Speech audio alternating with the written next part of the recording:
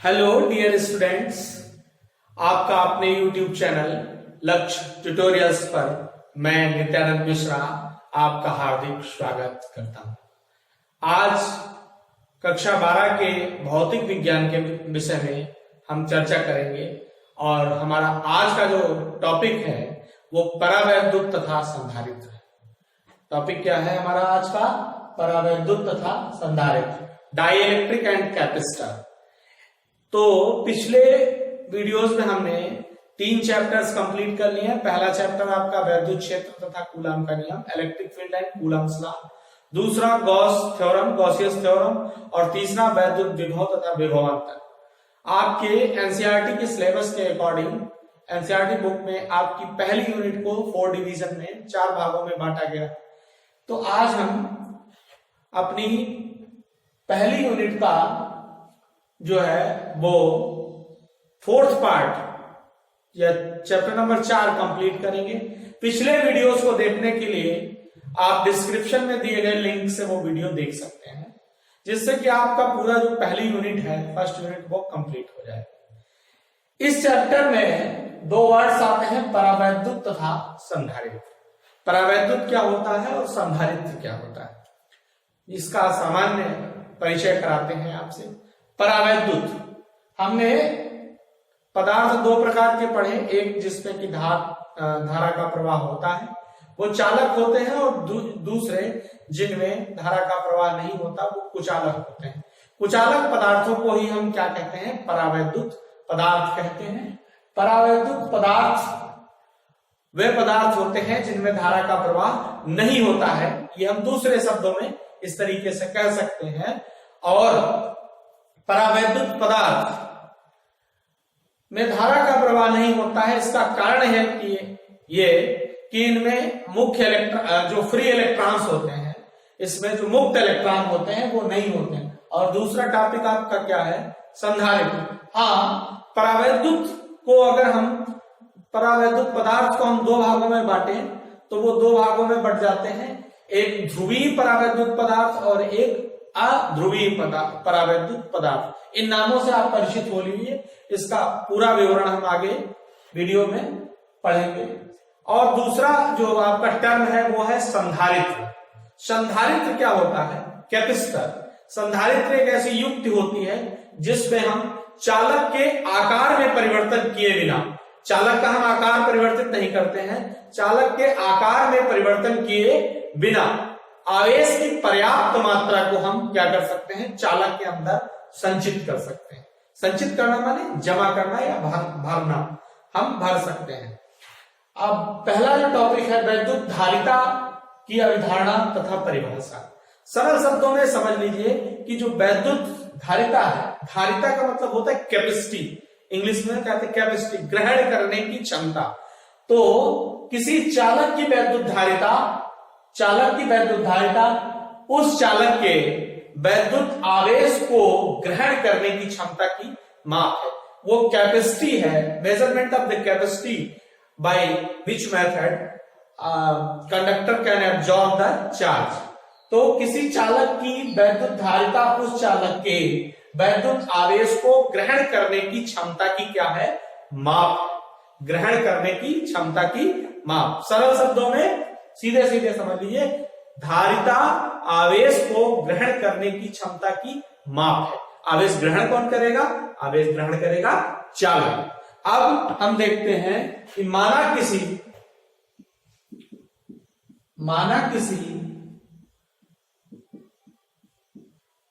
चालक पर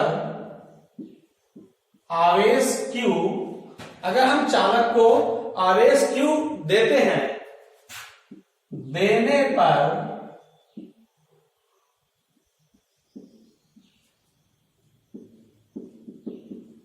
विभव में परिवर्तन, जो चालक के सिरे हैं उसके विभव में परिवर्तन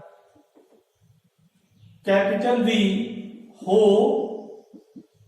जाता है, तो अगर विभव में परिवर्तन क्या हो जाता है? कैपिटल V हो जाता है, तो जो आवेश है वो समानुपाती होता है विभव के।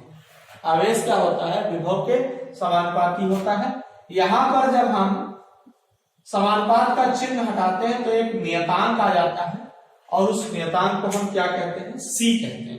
नियतांक को हम क्या कहते हैं, सी। और सी ही क्या है, वो चालक की धारिता है। सी ही क्या है, चालक की धारिता है। अब हम धारिता को कैसे परिभाषित करते हैं, यहां से अगर हम C बराबर लिखें तो Q बाई V। C बराबर क्या होता है, Q बाई V होता है। तो इस तरीके से हम कह सकते हैं किसी चालक की जो वैद्युत धारिता होती है, किसी चालक की वैद्युत धारिता चालक को दिए गए आवेश तथा चालक के विभव में होने वाले परिवर्तन के अनुपात को कहते हैं। भाषा में हम क्या लिखेंगे कि किसी चालक की धारिता चालक को दिए गए आवेश तथा चालक के आकार में, चालक के विभव में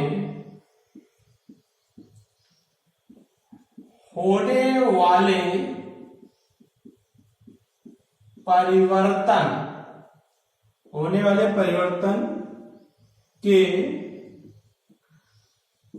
अनुपात को कहते हैं। तो सूत्र क्या हो गया, चालक की धारिता C बराबर Q बाई V। आज आपने एक नया वर्ड सीखा, धारिता। धारिता माने कैपेसिटर या कैपेसिटी, ग्रहण करने की क्षमता। इसका मात्रक बेटा क्या होता है, मात्रक बराबर Q का मात्रक कूलाम और विभव का मात्रक वोल्ट, या इसी को हम क्या कहते हैं, फैरेड कहते हैं। क्या कहते हैं, फैरेड कहते हैं।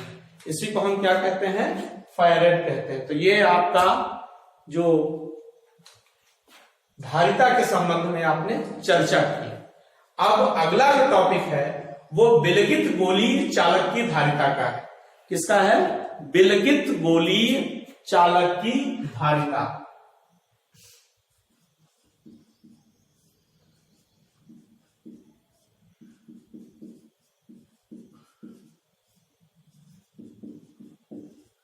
विलगित गोलीय चालक की धारिता, अंग्रेजी में इसको क्या कहते हैं, कैपेसिटी या कैपेसिटर, कैपेसिटेंस ऑफ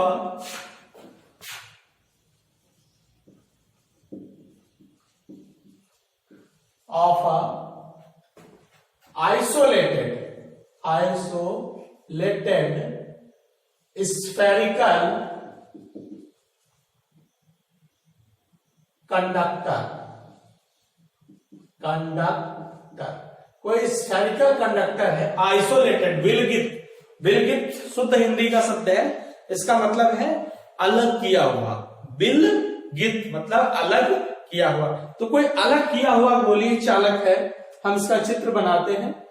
मान लिया कि ये आपका कोई गोलीय चालक है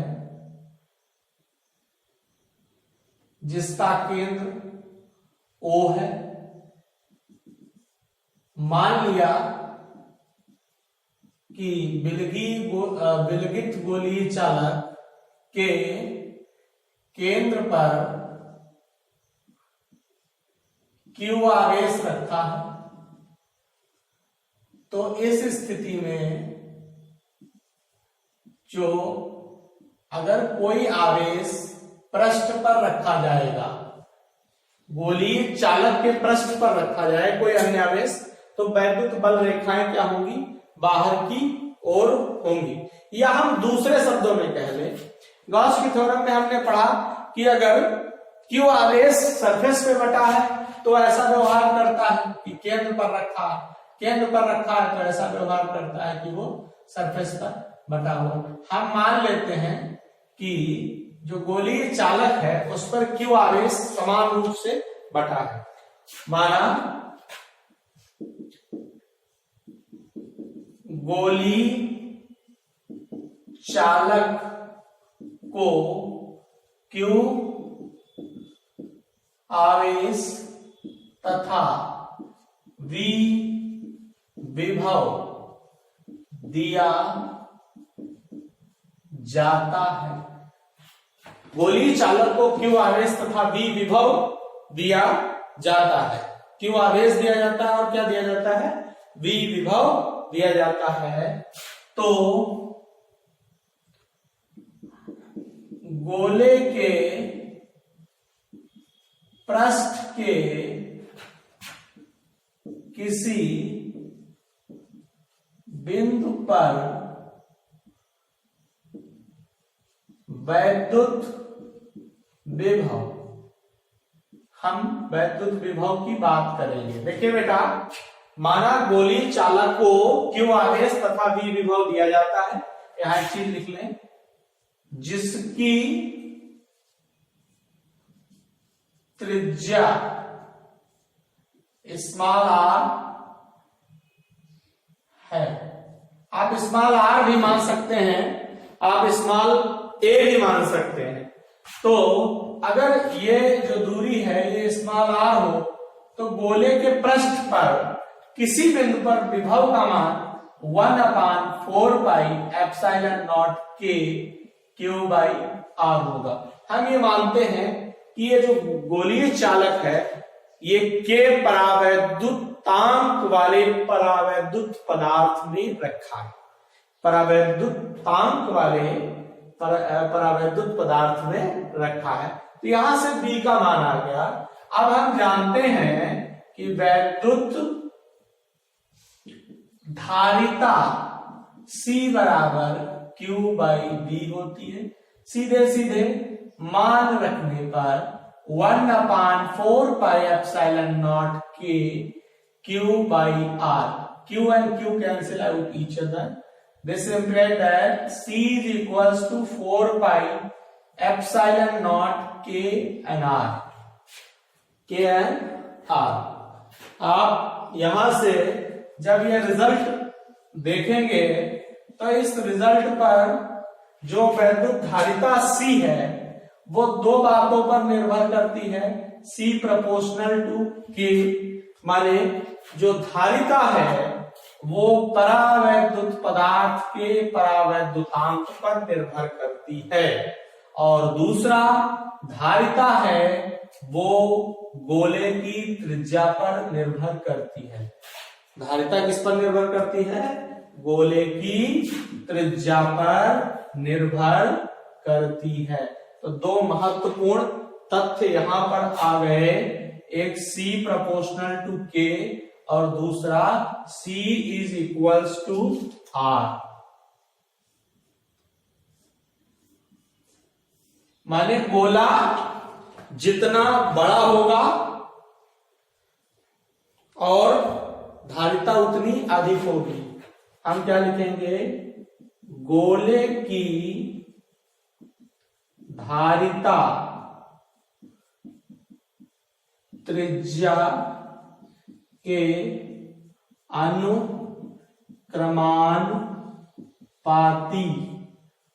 होती है। ये पहला पॉइंट हो गया। और दूसरा पॉइंट क्या होगा, गोले की धारिता, गोले की धारिता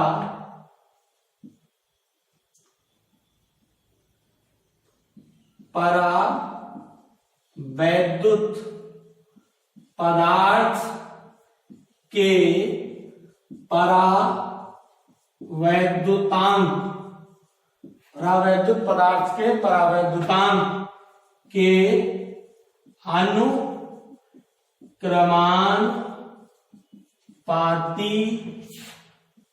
होती है, अनुक्रमानुपाती होती है। कंपटीशंस में इन्हीं पर आधारित छोटे छोटे न्यूमेरिकल प्रॉब्लम्स बनाए जाते हैं और उनको पूछा जाता है। इसलिए आपको एक एक टॉपिक को अच्छे से प्रिपेयर करते हुए चलना है, क्योंकि आपका उद्देश्य इंटरमीडिएट में अच्छे नंबर ला करके किसी कंपटीशन को क्वालिफाई करना है।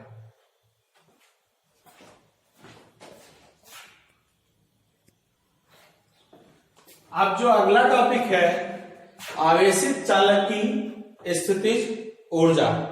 क्या है? आवेशित चालक की स्थितिज ऊर्जा। तो इस टॉपिक में क्या परिभाषा क्या है इसकी, क्या होती है आवेशित चालक को की स्थितिज ऊर्जा?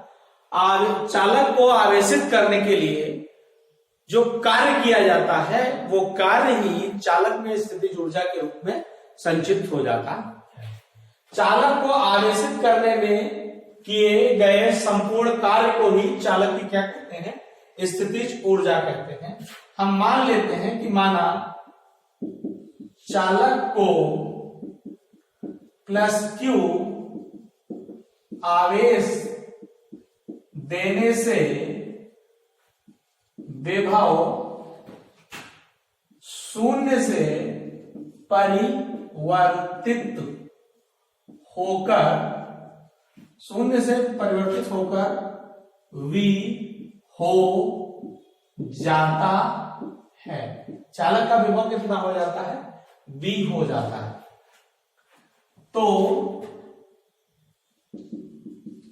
चालक का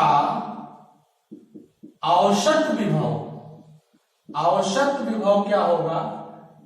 0 + V/2 बराबर V/2। औसत चालक का विभव कितना हो गया? V/2 या V/2। तो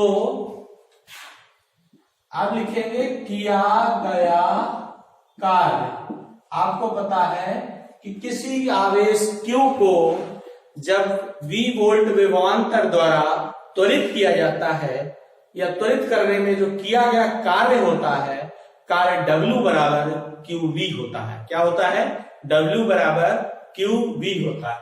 तो किया गया कार्य W बराबर क्या हो जाएगा? Q into V। V माने यहां पर V/2 लेंगे। यहां हम क्या लिखते हैं? कार्य बराबर आवेश गुणे औसत विभव। आवेश गुणे औसत विभव। तो ये हो गया Q और V/2। तो पहला कार्य का जो व्यंजक आया, एक्सप्रेशन आया, वो आपका क्या हो गया? W बराबर Q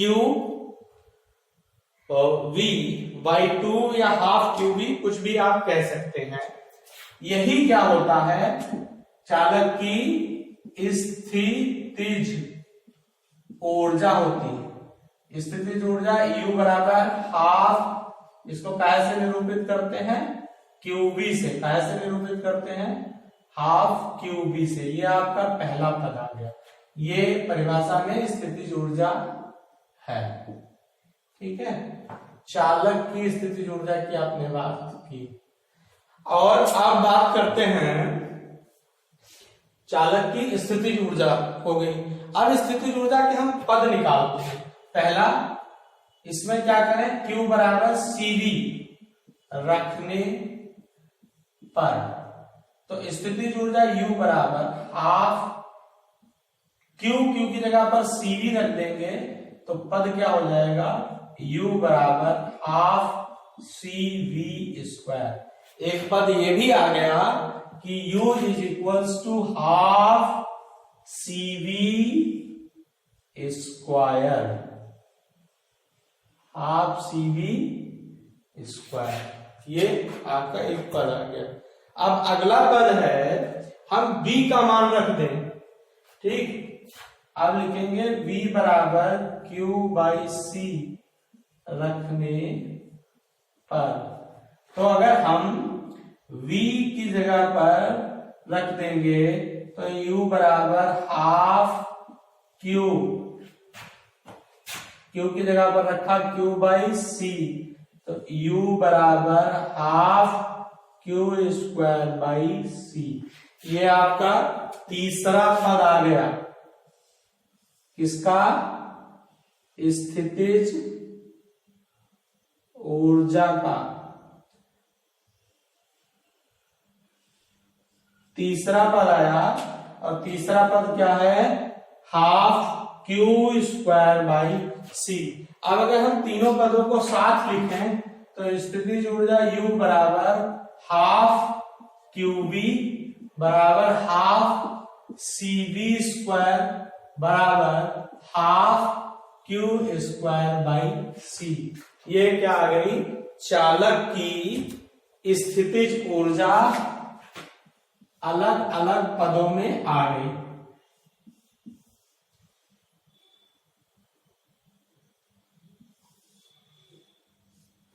बहुत ही इंपॉर्टेंट टॉपिक है एग्जाम के लिहाज से, तो इसको प्रिपेयर करते हुए हम आगे बढ़ेंगे।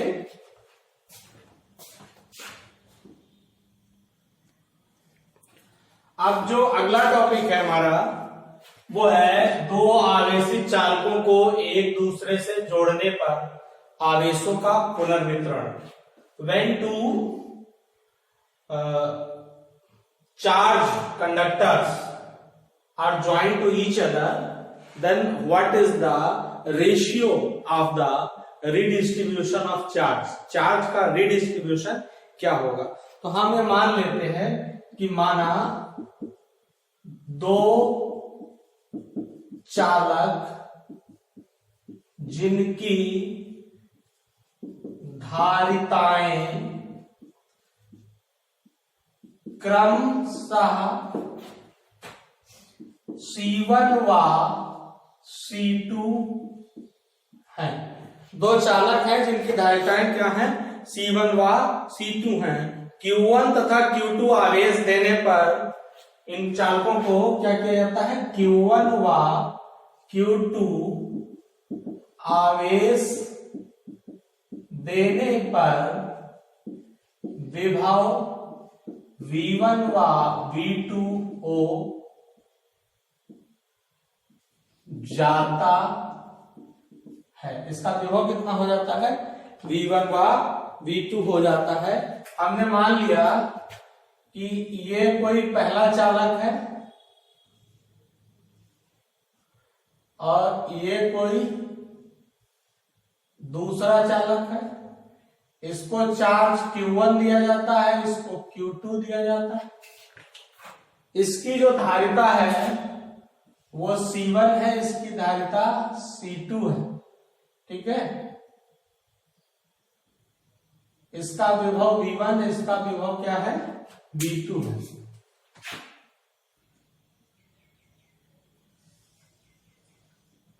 ये Q1 है और ये क्या है? C2। तो इस तरीके से हम लिखते हैं कि पहले चालक पर आवेश क्या होगा? पहले चालक पर आवेश Q1 बराबर C1 V1 होगा और दूसरे चालक पर आवेश Q2 बराबर C2 V2 होगा। Q2 बराबर क्या होगा? C2 V2 होगा। दोनों चालकों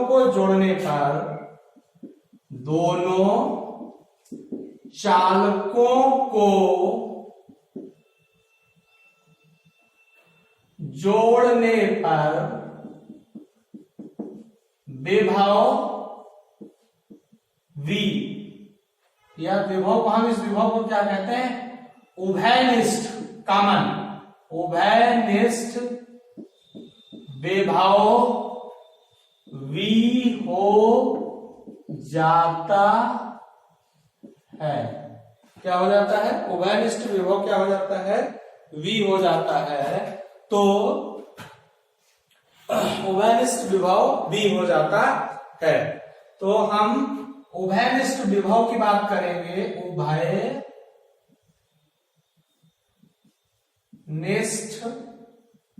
विभव V बराबर कुल आवेश बटे क्या होगा,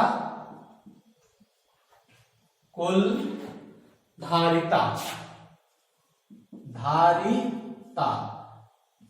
Q बाई सी। ये कहां से आया, Q बराबर CV से आया। Q बराबर CV से ये टर्म हमने लिखा है। तो यहां पर बेटा हम जो बात करते हैं, लिखते हैं इनको, तो उभयनिष्ठ विभव V बराबर Q1 प्लस Q2 अपान धारिता क्या होगी, C1 प्लस C2 हो जाएगी। ये यहां पर ये पढ़ा जाता है कि इन दोनों चालकों को जब जोड़ा गया है तो किस क्रम में जोड़ा गया, समांतर क्रम में जोड़ा गया। किस क्रम में जोड़ा गया है, समांतर क्रम में। इसको आगे आप पढ़ेंगे जब धारिता संधारित्रों की धारिताओं का संयोजन, तो धारिताएं जब समांतर क्रम में जुड़ती हैं तो तुल्य धारिता या उसकी क्या होती है, C1 प्लस C2 होती है। और जब श्रेणी क्रम में जुड़ती हैं तब 1/C बराबर C1 1/C1 प्लस 1/C2 होती है। ये विभव का उसमें जो प्रतिरोध में आपने पढ़ा है इक्विवेलेंट रेजिस्टेंस के केसेस में, उसका उल्टा होता है। तो यहां से हम उभयनिष्ठ विभव V का व्यंजक प्राप्त कर लेंगे। V बराबर C1 V1 रख देंगे इसके प्लेस पर, और C2 V2 अपान C1 प्लस C2। ये मान किसका आ गया, उभयनिष्ठ विभव का आ गया। किसका आया, उभयनिष्ठ विभव का। तो उभयनिष्ठ विभव V बराबर आ गया आपका C1 V1 plus C2 V2 अपान C1 प्लस C2। अब ये हम मानते हैं कि माना आवेश वितरण के पश्चात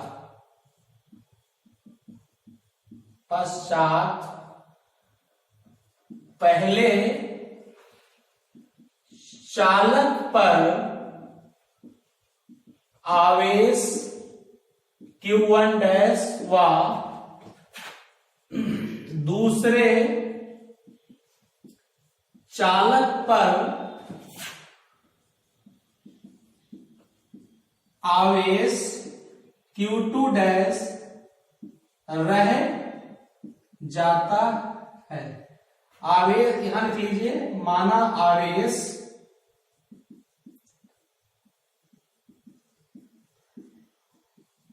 पुनर्वितरण के पश्चात, रिडिस्ट्रीब्यूशन के पश्चात क्या रह जाता है, पहले चालक पर Q1 रह जाता है और दूसरे चालक पर Q2 dash Q1 dash Q2 dash रह जाता है। तो इसको हम लिखते हैं, तो Q1 डैश बराबर C1V और दूसरे चालक पर जो आवेश होगा Q2 डैश बराबर C2V हो जाएगा।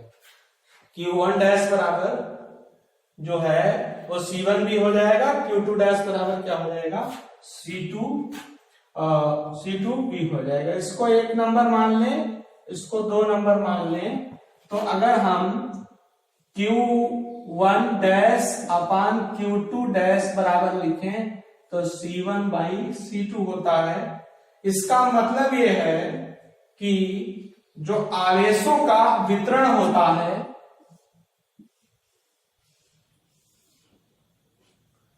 वितरण के पश्चात जो चालक पर आवेश होता है वो उनकी धारिताओं के अनुपात में होता है। या हम दूसरे शब्दों में कह सकते हैं कि आवेशों का पुनर्वितरण, आवेशों का पुनर्वितरण क्या लिखेंगे इसको, आवेशों का यहां पर हम लिखे दे रहे हैं कि आवेशों का पुनर्वितरण चालकों की धारिताओं के अनुपात में होता है। यह इसकी थीम लाइन है जो आपने ये डेरिवेशन किया कि क्या होता है कि जो आवेशों का वितरण होता है, पुनर्वितरण के जो पश्चात आवेश क्या होता है, उनकी धारिताओं की अनुपात में वितरित होता है।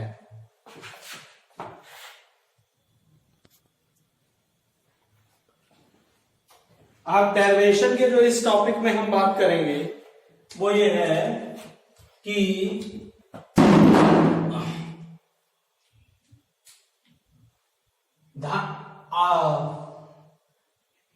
स्थानांतरित आवेश की मात्रा, हम स्थानांतरित आवेश की मात्रा को ज्ञात करेंगे। चालक ए से पुनर्वितरण के पश्चात स्थानांतरित आवेश की मात्रा हम ज्ञात करेंगे। अब डेरिवेशन के इस भाग में हम स्थानांतरित आवेश की मात्रा ज्ञात करेंगे। पहले चालक पर क्या होता है, Q आवेश होता है।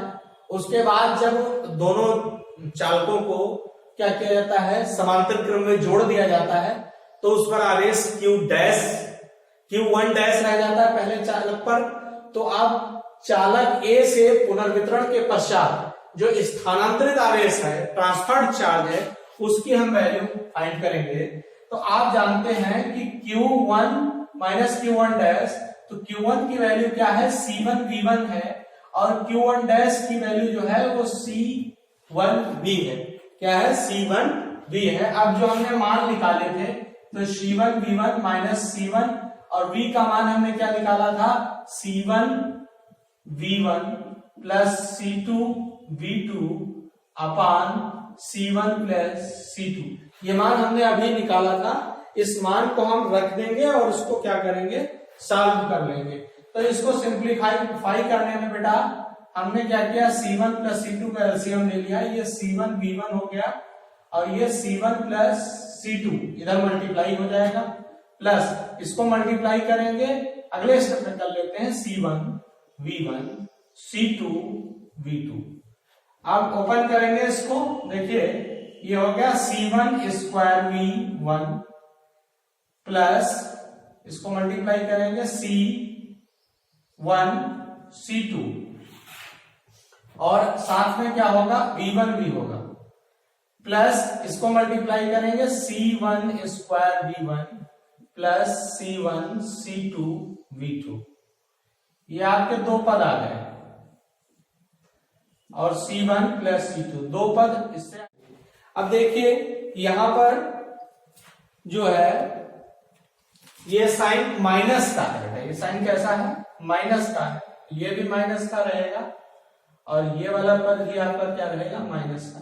ये वाला टर्म कैंसिल हो जाएगा। इन दोनों टर्म्स में कॉमन क्या है, C1 C2 कॉमन है, V1 माइनस V2 बचेगा, और नीचे क्या बचेगा, C1 प्लस C2। ये क्या है, स्थानांतरित आवेश। ये क्या है, स्थानांतरित आवेश है। तो ये स्थानांतरित आवेश की मात्रा आ गई। डेरिवेशन का ये पार्ट कंप्लीट हो गया। कई बार बोर्ड एग्जाम में ये चीज पूछी गई है, यहां तक पूछा गया। इसका एक पार्ट डेरिवेशन का अभी और है, उसको भी कंप्लीट करते हैं। ये अच्छे से आपको समझ में आ गया होगा।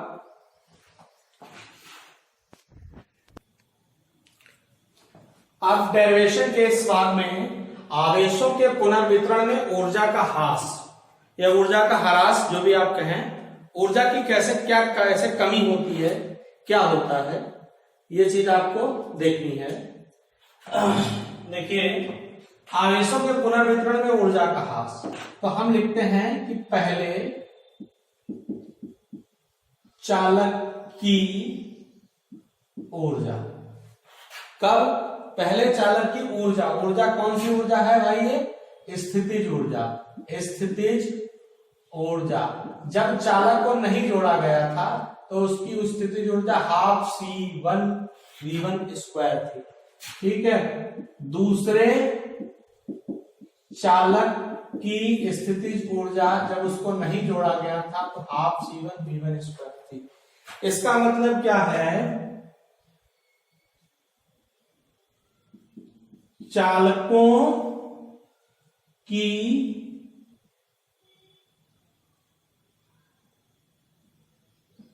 चालकों को जोड़ने से पूर्व या पहले कुल ऊर्जा बेटा कितनी हो जाएगी? ये कुल ऊर्जा जो है इसको हम U से निरूपित कर लें, ठीक। और ये half C1 V1 square half C2 V2 square होगी, ठीक है। अब चालकों को जोड़ने के पश्चात क्या लिखेंगे कि चालकों को जोड़ने के पश्चात, पश्चात माने बाद में, पश्चात कुल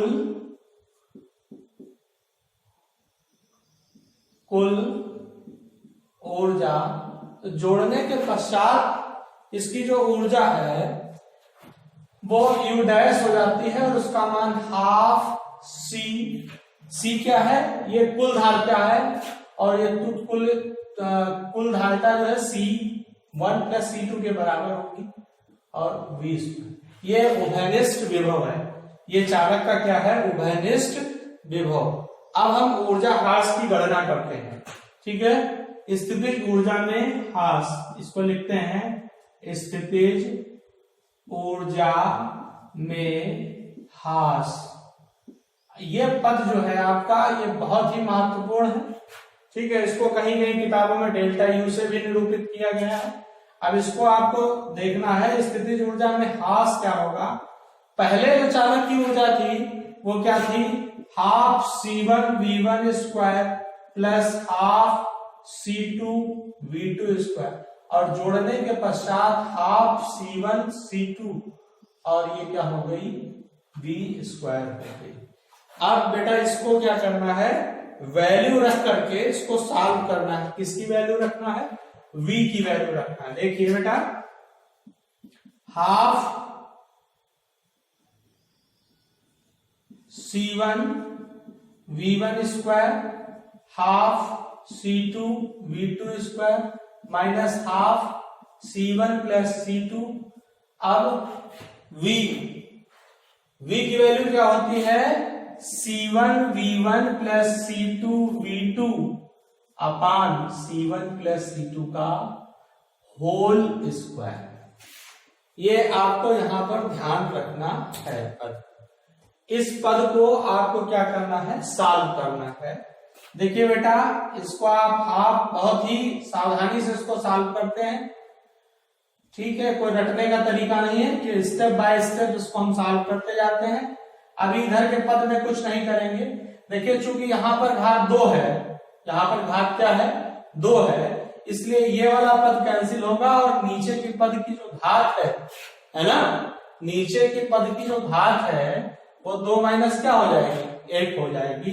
तो अगले स्टेप में ये C1 V1 plus C2 V2 इस अपान C1 C2 बचेगा और ऊपर के पद का क्या होगा?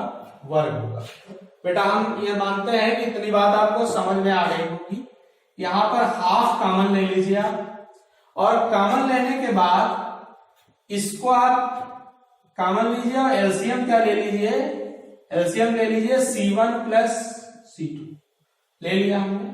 अब एलसीएम लिया तो C1 V1 स्क्वायर और C1 प्लस C2 इससे भी मल्टीप्लाई हो जाएगा, ठीक है ना।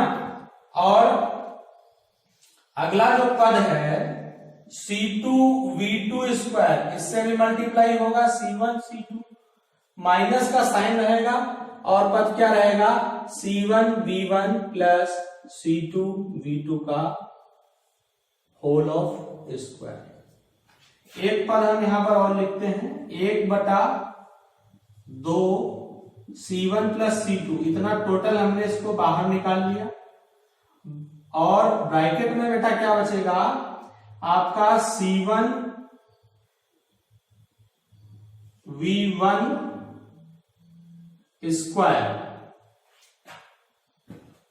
या चाहे हम इसको मल्टीप्लाई करते चले, मल्टीप्लाई करेंगे तो C1 स्क्वायर V1 स्क्वायर हो जाएगा और plus C1 C2 V1 square होगा प्लस C2, देखिए ये C2 है, इसको मल्टीप्लाई करेंगे C1 C2 V2 स्क्वायर होगा plus C2 square V2 square होगा, माइनस का साइन रहेगा, इसको ब्रैकेट ओपन करेंगे तो C1 V1 दोनों का होल स्क्वायर होगा तो माने C1 square V1 square plus C2 square V2 square होगा और plus 2 C1 V1 C2 V2, ये इतना पद आएगा और आपका ये ब्रैकेट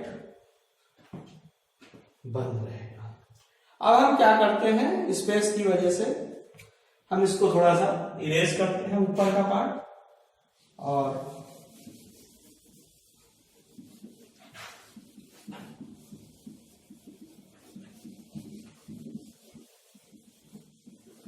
देखिए वो नीचे वाला पार्ट हम एक बार फिर इसको राइट करेंगे 1/2 C1 प्लस C2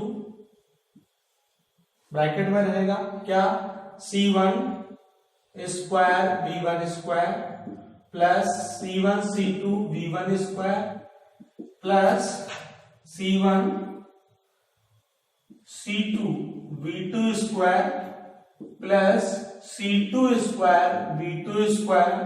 देखिए बेटा अब ये माइनस का साइन यहां पर इफेक्ट करेगा और जो अंदर का टर्म है ये C1 स्क्वायर V1 स्क्वायर आपका ये माइनस का हो जाएगा, ये टर्म भी C2 स्क्वायर V2 स्क्वायर भी माइनस का हो जाएगा और 2C1 C2, इसको हम C1 C2 V1 V2 right कर लेते हैं, V1 और V2 राइट कर लेते हैं, ये हो गया। अब बड़ा ब्रैकेट ही रहेगा आपका या आप इसको आप छोटा कर सकते हैं क्योंकि ये ही बचा। अब देखिए यहां पर थोड़ा सा पदों को, ये वाला जो पद है इस पद के साथ कैंसिल हो जाएगा, ये टर्म इससे कैंसिल हो जाएगा और आपका ये वाला टर्म इससे कैंसिल हो जाएगा। हमारे पास जो टर्म बचे हैं उनमें कॉमन भी है, क्या है कॉमन, C1 C2 कॉमन है, क्या कॉमन है, C1 C2 कॉमन है, तो हम उसको कॉमन ले रहे हैं और लिखेंगे कि 1/2 C1 C2।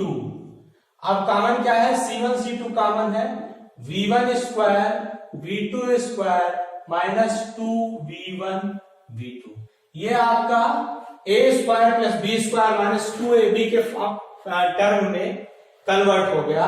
अब बेटा बात यह है कि a square plus B square minus 2ab में ये फार्मूला a माइनस बी का होल स्क्वायर भी होता है और b माइनस a का होल स्क्वायर भी होता है, इसलिए यहां पर C1 C2 अपान 2 C1 plus C2 V1 minus V2 का होल स्क्वायर भी लिखा जा सकता है या V1 2 माइनस V1 का होल स्क्वायर भी लिखा जा सकता है। ये जो टॉपिक में ये टर्म आया है ये क्या है, आवेशों के पुनर्वितरण के पश्चात ऊर्जा हास का पद आया है। तो इस पद को बॉक्स में हम बंद कर देते हैं और हम इस वीडियो को यहीं पर फिनिश करते हैं और हम ये आशा करते हैं ये वीडियो सेशन आपको अच्छा लगा होगा। इस वीडियो को लाइक कीजिए, शेयर कीजिए, जिससे कि ये वीडियो अधिक से अधिक लोगों तक पहुंच सके, इसका लाभ अधिक से अधिक लोगों तक पहुंच सके। ये हमने बॉक्स में इसको कवर कर दिया। ये ऊर्जा हास का पद है।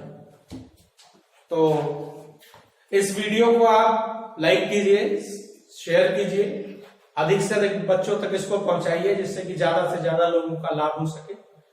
हम ये मानते हैं कि आपने हमारे YouTube चैनल लक्ष्य ट्यूटोरियल्स को सब्सक्राइब कर लिया होगा।